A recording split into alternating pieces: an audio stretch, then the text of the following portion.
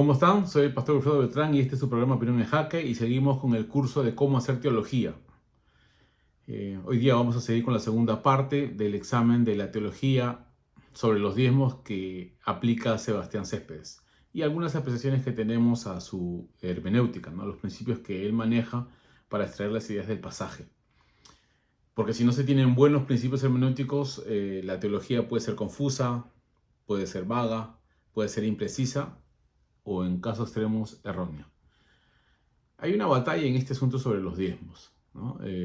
Algunos creen que representa la codicia y la corrupción de algunos pastores que desean aplicar la ley, ¿ya? Para extraer dinero de los bolsillos de los hermanos. Y es una coacción espiritual. Tengo que decirles que ese pensamiento no existía hasta que aparecieron las megaiglesias y los pastores de la prosperidad que comenzaron a enriquecerse en base a una verdad bíblica. Están distorsionando el mensaje y no están manejando el consejo de Dios a través del uso de los recursos que vienen en la iglesia, ¿ya? Bajo la ética del Nuevo Testamento. La ética del Nuevo Testamento es que estemos contentos con lo que tengamos abrigo y vestido. Y ese ha sido el eje del trabajo que he visto en muchas iglesias. Los pastores no se han enriquecido. Nosotros en nuestra iglesia no somos ricos. Yo no soy rico. ¿Está bien? Y quiero dejarlo bien en claro, ¿no? Sin embargo, creo en la contribución adecuada de la iglesia, ¿no? Para el beneficio, digamos, de la obra. Y en el concepto teológico que hemos manejado, desde el manejo de los diezmos, en este caso el área de las finanzas, o de los recursos que proveían para, en primer lugar, mantener el culto a Jehová. En segundo lugar, para reconocer el trabajo de los ministros que laboraban en esta tarea, ¿no? Estas dos ideas se van a ver de manera continua en el libro en la ley, en el libro de Éxodo, Levítico, Números y Deuteronomio se van a enriquecer y se van a diversificar la ley en tres. Primero, hemos visto que se consagra el diezmo para el culto, ¿no? Se usa el diezmo de ayuda social para los pobres y hay un diezmo que se plantea de manera adecuada para que nos podamos alegrar delante de Jehová. Y hemos visto de que el diezmo de los sacerdotes los administran ellos, ¿ya? He notado que Sebastián Céspedes no nota esta diferencia. Estuve viendo un video de César Vidal, del doctor César Vidal, que explica el fondo histórico de los diezmos y él hace las diferencias. Hay un detalle que me sorprendió cuando él dijo que el primer año, porque tenían ciclos de 3 años, el primer año se daba los diezmos a los sacerdotes, el segundo año se utilizaba el diezmo para la peregrinación, digamos, del banquete delante de Jehová junto con los amigos del pueblo, y el tercero era para hacerlo en el pueblo como ayuda social a los necesitados, a los extranjeros, a las viudas, a los huérfanos. ¿Ya? Él plantea un ciclo de 3. Es la primera vez que escucho esto. He escuchado también a MacArthur hablar sobre estos 3 puntos en base a la definición que hace Flavio Josefo, que hemos compartido ya, ¿no? Y que me parece que Sebastián Céspedes no comprende, no conoce este fondo histórico. Por eso ahora voy a examinar esta segunda parte, ¿no? Para que vean los principios hermenéuticos que manejamos, porque a mí no me interesa ganar, porque ahora, estos últimos 2 años, he estado como estudiante aquí en Estados Unidos, ¿ya? Y he vivido de mi trabajo secular. No he, por así decirlo, no he recibido ni he percibido, digamos, ningún pago de los diezmos, ¿ya? De nadie. Más bien, ahora tengo más dinero ganando secularmente que cuando era pastor. Porque mi interés no es enriquecerme, no es manipular a la gente para que yo puedo considerar el criterio de la ética del Nuevo Testamento, específicamente 1 Corintios 9, que puedo prescindir de ese ingreso si es piedra de tropiezo a otros. Porque aunque sea mi derecho, yo tengo la libertad de no ser tropiezo para nadie. Es una decisión personal. Nadie me la puede imponer, porque yo trato de obedecer la verdad según el mensaje del Señor. Quiero decir algo más antes de entrar de fondo al análisis. Yo he crecido en un seminario reformado, ¿ya? Dirigido por alemanes, europeos, ya que tenía un criterio digamos, calvinista reformado, ¿no? Y los principios teológicos que enseñaban desde el punto de vista reformado, ¿ya? Como lo enseña Edgar Pacheco, ¿no? Es una realidad. Tienen un criterio adecuado para hacer teología. Y nunca condenaron los diezmos. Yo estudié del año 96 al 2000, 5 años. Hice mi carrera teológica. Y no condenaban los diezmos. Es cierto que decían que debería ser un acto voluntario como en la época de Abraham y no una imposición legal porque no estamos bajo la ley. Y eso lo comprendo, pero no nos condenaban como ladrones, como maliciosos, porque los bautistas y los bautistas de acá de Estados Unidos reciben diezmos, los metodistas también, porque lo consideran una contribución como parte del desarrollo, digamos, de la iglesia, de la madurez de los creyentes, no con la visión de la ley, sino como una medida mínima que se debe dar para fortalecer la obra del ministerio, el trabajo con los pobres y los necesitados. Aquí literalmente, Simon Kierkegaard, que es un bautista reconocido, ¿ya? Ustedes pueden buscar su biografía, para no ser larga esto, su biografía en internet y saber quién es él. Él terminó la obra, digamos, de esta serie de comentarios del Nuevo Testamento, y él en la página 316, cuando hace las consideraciones prácticas, porque él hace exégesis, ¿ya?, del pasaje, en la última línea dice: finalmente, en la aplicación final, después del estudio minucioso que le hace, los miembros de la iglesia expresan su amor y gratitud al Señor al entregar con gozo sus diezmos y ofrendas. Y señala 2 Corintios 9:7. Muy bien, solo para aclararles que no es por codicia que se hace este estudio, sino para que lleguemos al punto básico de la verdad. La verdad debe regir nuestra experiencia espiritual y todo el trabajo que realizamos. Mi preocupación es que no se haga un examen objetivo del pasaje para que podamos vivir según esas verdades. Porque a mí no me agrada que me acusen de ladrón. Nunca he sido ladrón.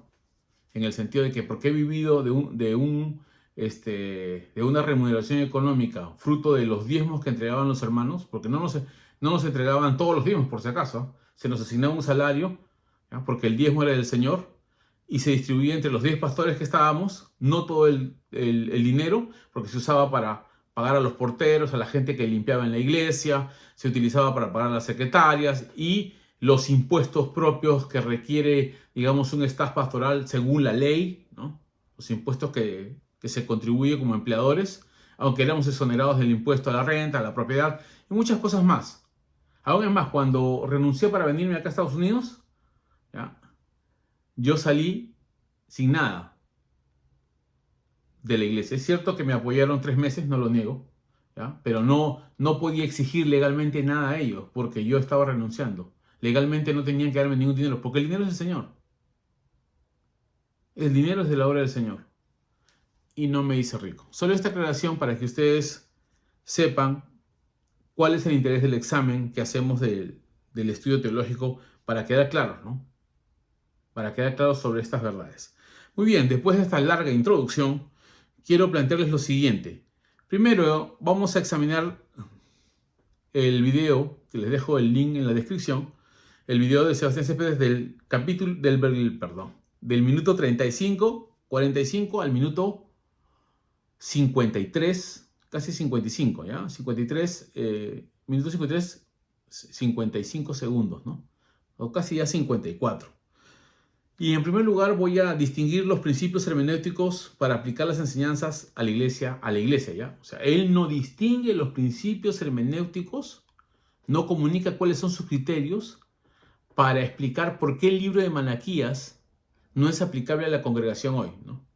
Él señala el contexto para basarse, digamos, en su exposición, que el libro está escrito a los sacerdotes y no a los judíos. Y ahí vemos una imprecisión, porque si usted lee el pasaje, es cierto, capítulo 1, en el verso 6, le habla a los sacerdotes, y está ahí: el hijo honra al padre y al siervo, ¿no? Y sí, pues yo soy padre, sí, pues soy yo padre, ¿dónde está mi honra? Y sí, Señor, ¿dónde está mi temor? Dice Jehová de los ejércitos: oh sacerdotes, que menospreciáis mi nombre y decís: ¿en qué hemos menospreciado tu nombre? Se dije a los sacerdotes, se comprueba otra vez en en el capítulo 2, verso 1, oh sacerdotes, para vosotros es este mandamiento, se dirige a ellos, y hay una serie de pasajes que se va viendo que el libro en el contexto está dirigido esencialmente, no en su totalidad, a los sacerdotes por no cumplir el pacto de Jehová. Y esto se explica muy bien en el versículo, en el capítulo 2, verso 6. La ley de verdad estuvo en tu boca, e iniquidad no fue hallada en tus labios. En paz y en justicia anduvo conmigo, y a muchos hizo apartar de la iniquidad. Porque los labios del sacerdote han de guardar la sabiduría, y de su boca el pueblo buscará la ley. Porque mensajero es de Jehová de los ejércitos. Esa es la función del sacerdote. Mas vosotros os habéis apartado del camino, habéis hecho tropezar a muchos en la ley, habéis corrompido el pacto de Leví, dice Jehová de los ejércitos. Por tanto, yo también os he hecho viles y bajos ante los ojos del pueblo. Es un juicio a la falta ética, moral, espiritual y de prevaricación que, usando, entre comillas, su posición de sacerdotes para ministrar en nombre del pueblo, para ministrar en nombre del pueblo delante de Jehová, estaban beneficiándose y corrompiendo los sacrificios. Eso es verdad. Pero hay algo que él pasa por alto, que a pesar que lo lee en el capítulo 3, verso 5, dice: y vendré a vosotros para juicio y seré pronto testigo contra los hechiceros y adúlteros. O sea, no solamente va dirigido a los sacerdotes, contra los que juran mentira y los que defraudan en el salario al jornalero, a la viuda y al huérfano, y a los que hacen injusticia al extranjero, no teniendo temor de mí, dice Jehová de los ejércitos. Aquí entonces no se refiere solamente a los sacerdotes. Aún es más, él lo lee y lo aplica mal, porque noto un elemento de prejuicio contra los sacerdotes, contra los pastores contemporáneos que usan este pasaje, y los ataca como hijos de Satanás, los llama de pastorcetes y una serie de calificativos que me asombran, francamente, me asombran. Y también pasa por alto lo que dice el pasaje, aunque él dice que esto no es para el pueblo de Israel. No lee el verso 6, dice: porque yo Jehová no cambio, por esto, hijos de Jacob. No se refiere solo a los levitas, a todos. ¿No habéis sido consumidos? Desde los días de vuestros padres os habéis apartado de mis leyes y no las guardasteis. Volveos a mí, yo me volveré a vosotros, ha dicho Jehová de los ejércitos. Mas dijiste: ¿en qué hemos de volvernos? Dice: ¿robará el hombre a Dios? Pues vosotros me habéis robado y dijisteis: ¿en qué te hemos robado? En vuestros diezmos y ofrendas. Malditos sois con maldición. Verso 9. Porque vosotros, la nación toda, me habéis robado. Y no es una apreciación mía solamente, que se refiere principalmente a los sacerdotes que corrompen el culto a Jehová, ofreciendo animales inmundos, cojos, ciegos, una actitud de menosprecio al culto de Jehová, rompiendo la ley establecida por Moisés, y se dice muy claro. Sin embargo, el pueblo también está actuando de manera equivocada por causa del mal testimonio de los sacerdotes. Entonces, el pueblo actúa de manera nociva. Miren lo que dice en la Biblia de estudio de Reilly, que este es otro bautista que ha trabajado aquí en Dallas y es un doctor. Dice lo siguiente: en cuanto a la época, habían transcurrido unos 100 años desde el regreso de los judíos a Palestina, y la ciudad de Jerusalén y el segundo templo habían sido reedificados, pero el entusiasmo inicial había desaparecido. Después del periodo del avivamiento bajo Nehemías, el pueblo y los sacerdotes se habían apartado del Señor y observaban la ley mecánicamente. Dice el pueblo y los sacerdotes. Lo dejo ahí nada más, para que ustedes vean que si uno hace un análisis, tiene que ser objetivo. Ahora veamos que él no define los principios para la aplicación. ¿Se puede o no se puede aplicar Malaquías a la iglesia de hoy? Y como no los define, comete una serie de errores, ¿ya? Y aquí los voy a citar para que ustedes me acompañen en este examen. De repente me lleva mucho tiempo y solamente voy a hacer un punto, pero ¿se puede aplicar a los diezmos a nosotros? O sea, él dice, no se puede aplicar los diezmos a nosotros porque no somos levitas. Lo repite una y otra vez. Dice, no se está respetando el tema del libro. Pero aquí no solamente es a los levitas, sino también al pueblo. Él, a pesar que lee el 3.5 y a pesar que lee el 3.9, no lo ve porque está entusiasmado en contradecir a estos pastores que califica como hijos de Satanás, que están manipulando al pueblo para sacarles dinero, ¿no? Ese es su énfasis, está ahí y lee la Biblia bajo esos lentes y no lo deja ver exactamente lo que dice el pasaje.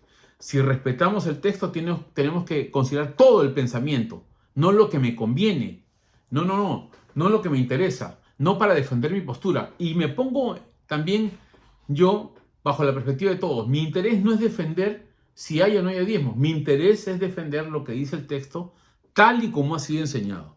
Entonces no comprende cómo se aplica el Antiguo Testamento, sus principios a la iglesia de hoy. Lutero dijo que el Antiguo Testamento se revela en el Nuevo y el Nuevo Testamento está escondido en el Antiguo. No ve la relación que existe entre ambos. Y si no extrae los pensamientos tal y como dice en el pasaje, va a tener problemas de aplicación. Por ejemplo, él en el 3.7, él dice que, bueno, hablando del 1, 7 y 8, hablan del menosprecio a los sacrificios, ¿no? Y él de frente lo aplica. Y eso es lo que pasa en la iglesia cuando los sacerdotes menosprecian la verdad. La pregunta es, ¿cuándo se puede aplicar o no? Y ahí le falta entonces lo que enseña mi querido otro reformado, J. Scott Duval y Daniel. Estos son reformados y ustedes pueden ver Colección Teológica Contemporánea. Ellos plantean el mecanismo entre extraer los pensamientos del pasaje, tener un pensamiento claro, coherente, adecuado del texto, saber a quién se dirige, cuál fue el mensaje, cuál es el eje que Dios revela en esas verdades para que finalmente podamos aplicarlo. Él no quiere que apliquen los versículos 8, 9 y 10 al pueblo, ¿no? Porque es una extorsión. Pero él dice que sí se le puede aplicar a la iglesia desde el punto de vista que eres manipulado para dar diezmos. Esa es una contradicción. Para mí, ¿ya? En este caso menospreciaban el sacerdocio y no lo ve, ¿no? 3.7. A pesar que lo lee, él dice automáticamente acá, desde los días de vuestros padres os habéis apartado de mis leyes y no las guardaste. Volveos a mí y yo me volveré a vosotros, ¿no? Ha dicho Jehová de los ejércitos. Y me dijiste, ¿en qué debemos devolvernos? Y comienza acá. Y el 9, malditos sois con maldición. Entonces dice, los pastores que no usan bien las ofrendas, le volteamos el pastel, dice. Entonces ellos no están trayendo bendición, están haciendo de maldición, porque están pidiendo los diezmos según la ley y no según la gracia. A mí me parece que le falta el criterio, ¿no? Yo sé que se debe extraer el pensamiento del texto primero para luego poder aplicarlo a nosotros, tal como se debe. Si conocemos el pensamiento del pasaje, vamos a saber cuál es la verdadera aplicación sobre nosotros. Si no somos sacerdotes, entonces no nos cabe. Si somos miembros, también no nos cabe. Pero ¿cuál es la relación entonces del Antiguo Testamento con la iglesia contemporánea? O con la iglesia del Nuevo Testamento. Porque ellos usaban la ley. Ellos usaban la ley. Y como les he dicho en otras ocasiones, el que determina qué parte continúa y qué parte, ha cesado en la aplicación a la iglesia, es la explicación del Nuevo Testamento. Él lo explica bajo un concepto teológico sobre la gracia y la ley.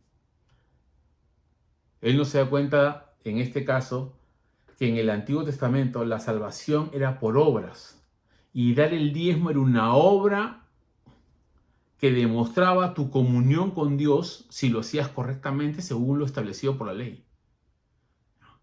si honrabas a Dios con tus bienes, porque era por obras. Yo me salvo por lo que hago. Él no entiende ese significado teológico para luego diferenciarlo en el Nuevo Testamento. En el Nuevo Testamento la ofrenda tiene otro significado. ¿Ya? Es una expresión de generosidad que revela el carácter maduro de los creyentes.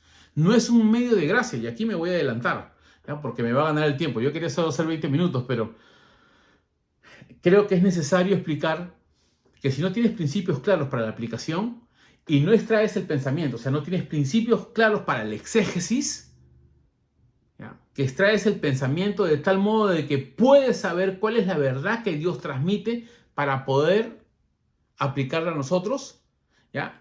Y no le impones el pensamiento del Nuevo Testamento sin entender el pensamiento del Antiguo, porque las ofrendas y los diezmos en el Antiguo Testamento eran medios de salvación, eran medios de gracia para recibir perdón, redención, ¿ya? Restauración, comunión con Dios. En cambio, la ofrenda en el Nuevo Testamento no compra nada de la gracia. No diferencia eso. O sea, cuando no entiendes de teología del Antiguo y del Nuevo, no puedes diferenciar los contenidos teológicos. No puedes diferenciar los contenidos teológicos, ¿ya? Y él automáticamente ciñe los diezmos como la continuación de la ley para salvación en el Nuevo Testamento, rechazando a Cristo. Eso lo hace más adelante cuando habla de Gálatas.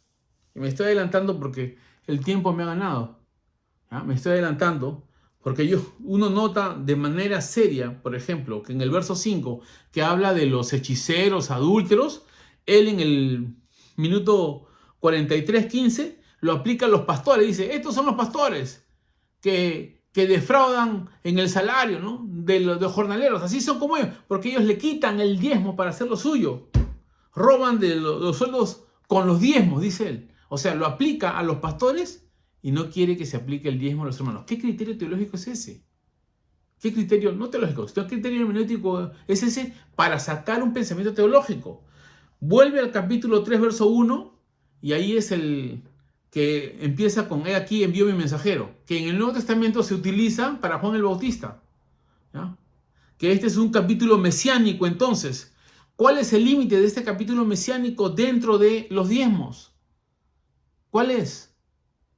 Y dice, esto es para nosotros, y se refiere a la segunda venida. ¿Qué segunda venida? Y se lo dice literalmente. Ese es un error. Se refiere a la primera venida, porque es Juan el Bautista, y para que es el profeta que prepara la antesala de la venida del Mesías, y lo pasa por alto. O sea, la pregunta es, ¿cuál es el concepto que tiene sobre el Nuevo Testamento y los criterios, sobre el Antiguo Testamento y los criterios que se manejan para saber qué se aplica a nosotros o qué no se aplica? No lo explica. A pesar que usa el contexto, dice, es solo los sacerdotes, y obvia entonces a todo el pueblo y la nación. No es objetivo. Y eso, para mí, es un error. Y tiene exabruptos serios en el 1:8, cuando señala los sacrificios y le dice, Dios los reconviene y le dice, ¿presentarías un sacrificio de una oveja tuerta, coja, a tus príncipes? Y él dice, es Satanás. Está en el 46:55. Dice, reprende a los sacerdotes porque lo considera que están ofreciendo eso a Satanás.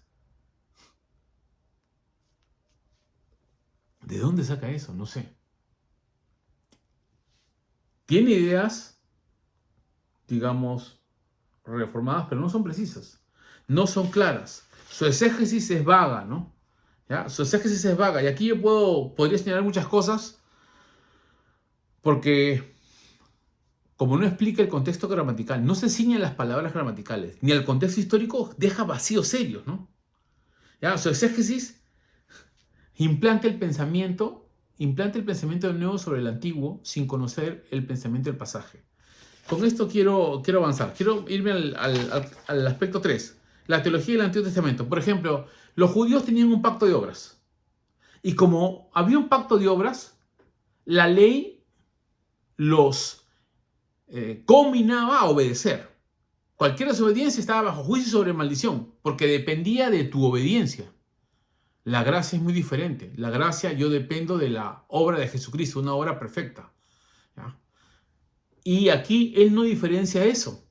No se da cuenta de que los juicios y las maldiciones son porque ellos dependían de sus obras delante de Dios. Y si no cumplían las obras o las cumplían mal, no según los estatutos de la ley, entonces estaban bajo juicio y bajo maldición, porque eso pasa con la ley. Que es muy diferente el concepto de las ofrendas en el Nuevo Testamento, ¿ya? Que se usan para el sostenimiento de los pastores, 1 Corintios 9 que ya mencioné. Podríamos hablar Filipenses, que usa el concepto sobre la ofrenda, olor fragante, sacrificio acepto, en el capítulo 4, ¿ya? Agradable a Dios, que él no lo ve, no ve la continuación teológica, porque ya hemos citado en que 1 Corintios capítulo 9 habla de que así ordenó el Señor, ¿no? Y Pablo cita la ley. Él no tiene la autoridad para eliminar el concepto de los diezmos. Él no tiene la autoridad. Proceden del pasaje. Voy a usar la terminología de Núñez, ¿no? Núñez dice, no he escuchado a nadie hablar sobre los diezmos para dar más. Siempre señalan los diezmos para no dar. Eso lo dice Núñez en su video, pueden verlo. Aún es más, Sugel Michelén también cuando habla de los diezmos dice, puede usarse como modelo de cómo Dios hablaba en el Antiguo Testamento para ver cómo se manejan las finanzas en el Nuevo Testamento. Y hay una diferencia que él no hace. Pablo en 1 Corintios capítulo 8 habla sobre la ofrenda, ¿no? La ofrenda en términos económicos, no en términos del Antiguo Testamento, ¿ya? Que era con sacrificios. No había, la mayoría de ofrendas eran, como se ve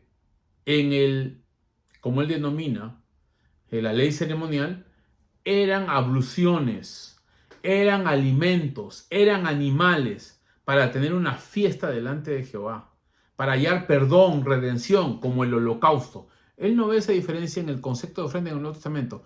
El concepto de ofrenda en el Nuevo Testamento es completamente diferente. Es una expresión de amor para apoyar a los necesitados, 2 Corintios 8, ¿ya? A los pobres de Jerusalén, como se nota, y 1 Corintios 9, que habla sobre la ofrenda para los pastores, ¿no? Que en el fondo es otro concepto de la ley, sobre el sostenimiento de los líderes, ¿ya? Y él usa la figura del templo, ya lo hemos demostrado la vez pasada. Y algo que pasa por alto, que noto recurrentemente en su pensamiento. Por ejemplo, él dice de que la ley no está infundida por el amor. Y hay un problema serio, porque Dios es el mismo ayer, hoy y siempre. Hebreos 13:8 dice que Jesús es el mismo ayer, hoy y siempre. Ese concepto de diferenciar al Dios del Antiguo Testamento del Nuevo es erróneo. Porque si usted lee Deuteronomio, y se lo voy a leer, dice, amarás a Dios, dice Deuteronomio 11:1, dice, amarás pues a Jehová, tu Dios, y guardarás sus ordenanzas, sus estatutos, sus decretos y sus mandamientos. En el mismo Deuteronomio 11, los versículos 22 y 23 dicen lo siguiente, ¿ya? Se los voy a leer. Porque si guardareis cuidadosamente todos los mandamientos que yo os prescribo, para que los cumpláis, y si amareis a Jehová vuestro Dios, andando en todos sus caminos y siguiéndole a él, Jehová también echará delante de vosotros a todas estas naciones, y desposeeréis naciones grandes y más poderosas que vosotros. Decir que bajo la gracia solo actúa el amor es un error serio. Jesús saca de Levítico capítulo 19, el amarás a tu prójimo como a ti mismo. Lo saca de ahí, de Levítico capítulo 19. ¿Ya? Que cambie la forma de adoración, porque pasamos del sacerdocio particular, que en este caso se ve muy bien en Deuteronomio, cuando Moisés explica el pacto, aquí lo tengo, cuando él explica el pacto y en el capítulo 5 ellos tienen temor y dice en el capítulo 5, verso 6, que yo estaba entre ustedes y Jehová, ¿no? Para escuchar su voz. ¿Ya? Estaba entre ustedes para escuchar su voz.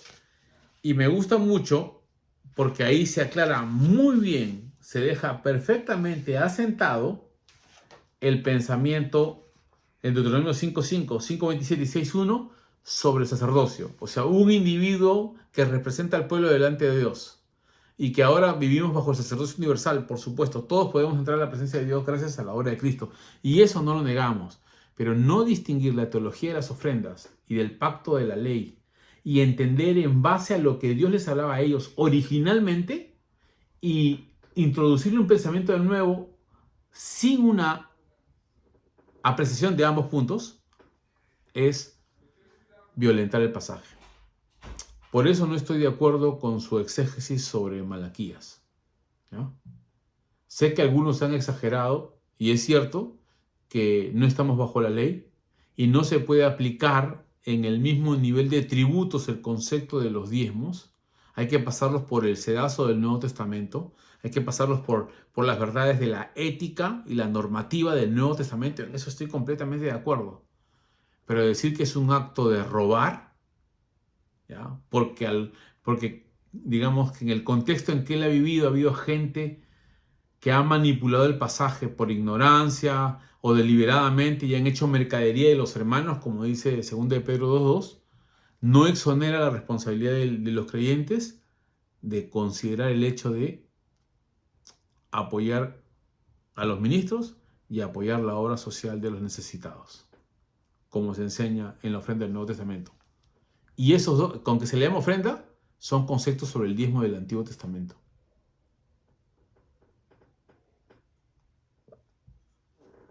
Porque las verdades teológicas de un mismo Dios continúan. Yo no creo en el Dios sanguinario y asesino del Antiguo Testamento y el Dios de amor del Nuevo Testamento. Ese concepto pagano no lo creo. Yo creo que es el Dios que es el mismo de carácter, que la ley refleja su santidad y su perfección, que la entregó para que los cristianos se den cuenta de que no pueden ser salvos, para que los judíos se den cuenta de que no pueden ser salvos por ellos mismos y que su pueblo necesita la gracia establecida por Jesucristo, que Él se entregó por nosotros y cumplió la ley para que nosotros seamos aceptos delante de Dios, recibiendo su justicia, como le explica Pablo, y eliminando toda soberbia, todo orgullo, toda jactancia, para que los creyentes podamos amar. Pero los conceptos ahora han cambiado. Ya no entregamos ofrendas como en el Antiguo Testamento, porque Hebreos ya explica que ese tipo de conceptos de ofrenda eran tipos y símbolos de Jesucristo y han desaparecido con la obra vicaria de nuestro Señor. Pero el concepto de mantenimiento de los ministros, como lo plantea la ley, y el concepto de ayuda a los pobres, como plantea la ley, continúa en el Nuevo Testamento y en capítulos muy amplios a través del nombre de ofrenda. Los conceptos teológicos permanecen. En ese sentido, tengo que decirles que si por lo menos podemos comunicar a los hermanos que si en el Antiguo Testamento había diezmo, ¿cuál es la responsabilidad que debemos tener como creyentes ahora? ¿Cómo lo aplicaríamos? ¿Bajo qué sistema? Si ya no estamos bajo el sistema, aún mismo Pablo ya no estaba bajo el sistema agrícola, había un sistema comercial, económico. No solamente se ceñía a la comida y a la alimentación, porque eso no es solo lo que necesita. Él recibía una ofrenda económica. Ofrenda económica. Ya no el mismo concepto de entrega de bienes perecibles del Antiguo Testamento. Así que tenemos que dejar bien en claro los conceptos para que la teología sea clara y no tengamos un lenguaje confuso, reaccionario contra otros, sino más bien en base a la verdad establecida por las Escrituras. Y ese es el pensamiento que quería dejarles ahora. No sé si voy a examinar la última parte de su video, porque he tratado de dividirlo en 3 partes. La última parte de su video habla sobre los impuestos y ahí se ve claramente su falta de conocimiento histórico. Él habla de las 2 dracmas en Mateo capítulo 17 que le piden a Jesús para pagar el impuesto y no sabe que esas 2 dracmas eran una imposición de los sacerdotes ambiciosos, ¿ya?, que habían añadido un impuesto que no estaba en la ley del Antiguo Testamento y él lo aplica al hecho de dar diezmos en el Nuevo Testamento. O sea, completamente fuera de contexto. Me sorprende de que él, cuestionando a otros, no sepa que esas bidracmas, 2 dracmas, no pertenecen a la ley de Moisés, que es en este caso, es una imposición de los sacerdotes para sacar dinero, como era el negocio que raspaban con las monedas en el templo porque no aceptaban las figuras, ¿ya? Y vendían los animales sobrevaluados para el sacrificio. No podías comprarlo en otro lugar porque ellos solo certificaban que eran de alta calidad, perfectos, y por consiguiente tenían el monopolio. De todos lados sacaban dinero porque eran codiciosos, ellos estaban atrapados por el dinero. Pero los sacrificios no eran el problema era la actitud de los sacerdotes. Lo mismo que Malaquías. No era el hecho de dar ofrendas, sino el problema estaba en la codicia, o sea, la prevaricación, usar la verdad para hacer el mal, usar la justicia para cometer injusticia, para cometer crímenes. Ese es el problema. Y no lo ve. No lo explica correctamente. No ve la armonía entre el Antiguo y el Nuevo Testamento. Cómo se correlacionan las verdades, cómo se sustentan, cómo se apoyan, cómo se diferencian en función. ¿Y cuál es la verdad teológica que se transmite de una a otra? No lo ve, porque está prejuiciado por esos pastores. No sé qué le habrá pasado con ellos, pero completamente los ataca. Bueno, lo voy a dejar ahí. Mi interés es que la teología quede como elemento básico. ¿Qué ideas hemos visto? Que no tiene criterios hermenéuticos para extraer la exégesis del pensamiento, ¿ya? Completamente está prejuiciado, ¿ya? Solo ve lo que le conviene y finalmente tiene problemas para establecer las verdades teológicas desde el antiguo, ¿ya? Comparándolos con el nuevo. Hay un conflicto en ese aspecto y tenemos que señalarlo. Voy a considerar si hago la tercera parte para que ustedes vean los errores serios de aplicación que él tiene del pasaje de Mateo, comparándolo, o sea, él ni siquiera salta del pasaje a la época actual, para compararlo con los pastores codiciosos, ambiciosos que se están llenando los bolsillos con la necesidad del pueblo. Y no lee el pasaje en su debido contexto teológico antes de aplicarlo. No estoy en contra de que señale si alguien está robando. Denúncialo, ¿no? Confróntalo. Háblale, por supuesto. Hay que señalar la verdad como hace Malaquías. Pero hay que hacerlo de manera correcta. Así que les agradezco por este estudio. Un abrazo a todos. Escriban sus comentarios, ¿no? Estamos dispuestos a atenderlos y a responderles con el respeto y la mansedumbre que el Señor requiere. Un abrazo a la distancia a todos. Gracias por este tiempo. Bendiciones.